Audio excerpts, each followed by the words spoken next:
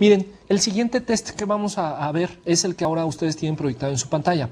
Este test fue diseñado por un psicólogo industrial también que existió por los años 60, 70 y que hablaba acerca de diferentes niveles que las personas tenemos de motivación. Este señor era un psicólogo que se llamaba Abraham Maslow. Este señor Maslow decía precisamente que las personas, conforme vamos avanzando en nuestras vidas, conforme nos vamos volviendo más maduros, en un momento dado vamos satisfaciendo diferentes estratos, diferentes niveles. Entonces, este test sirve para evaluar cuáles son esos niveles.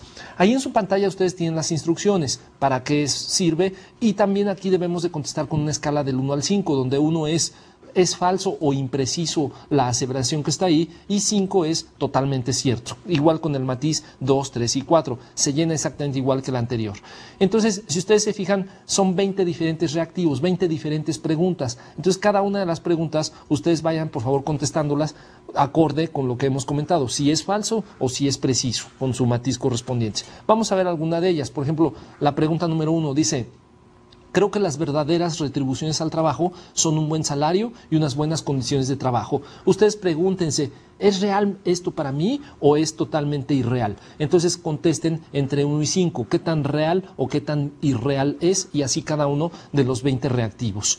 Al final, si ustedes se fijan cómo vamos a hacer aquí los resultados. Los resultados, el número que ustedes hayan contestado, la calificación que ustedes hayan puesto en el reactivo número 1, en el 6, en el 11 y el 16, a esa escala le vamos a llamar nuestro nivel de bienestar físico. Es decir, este señor Maslow establece que tenemos una pirámide de necesidades, la famosa pirámide de necesidades de Maslow. Entonces él establece que tenemos 5 diferentes peldaños, 5 diferentes estratos, y entonces establece que las personas, cuando nacemos, lo primero que buscamos es un bienestar físico, es decir, necesitamos satisfacer necesidades de tipo fisiológico.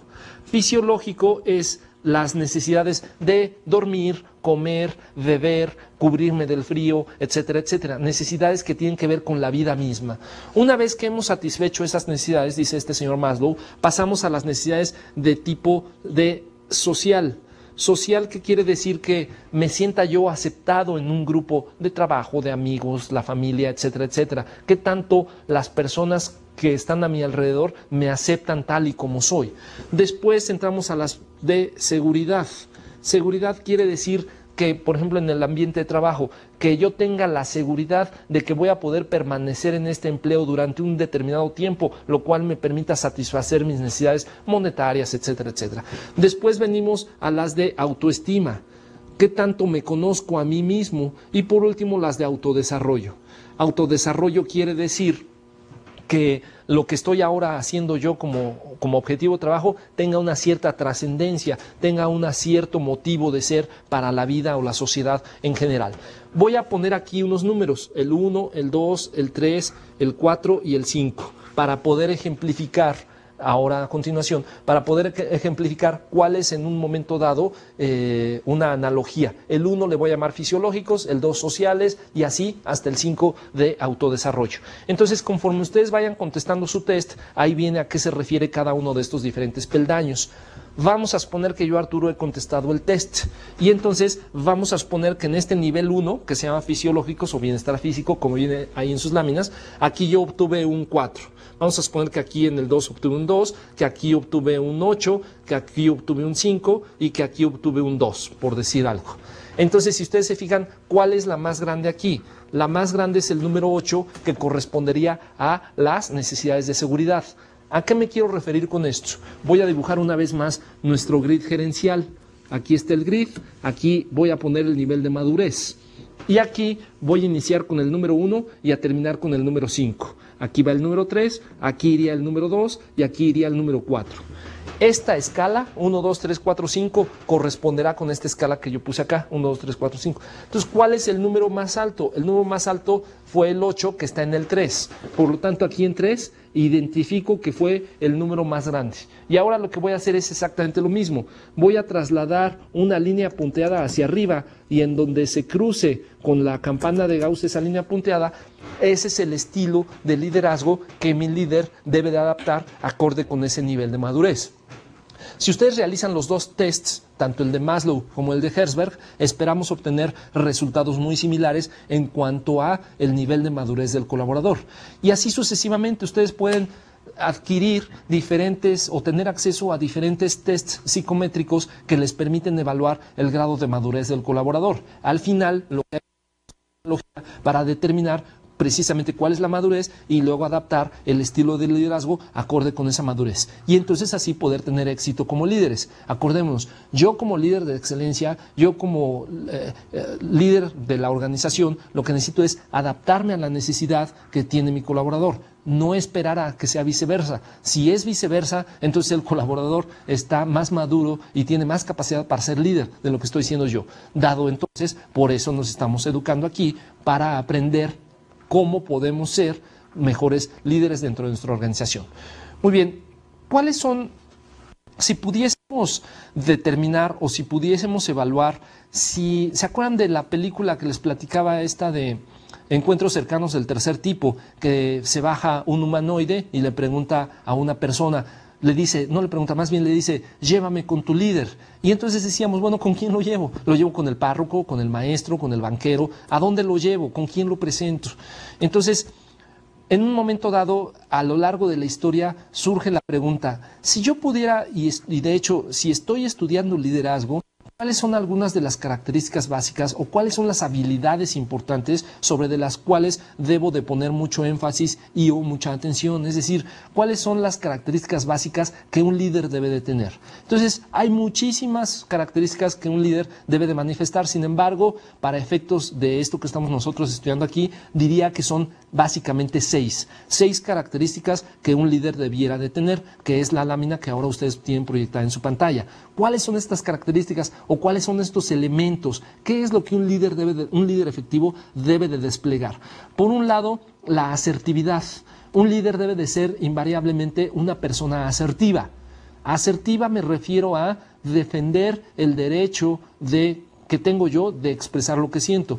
Hace poco comentaba yo con una compañera de trabajo la diferencia entre asertividad con S y asertividad con C. Hay una diferencia completamente radical. Le preguntaba yo a esta compañera, ¿qué es asertividad para ti?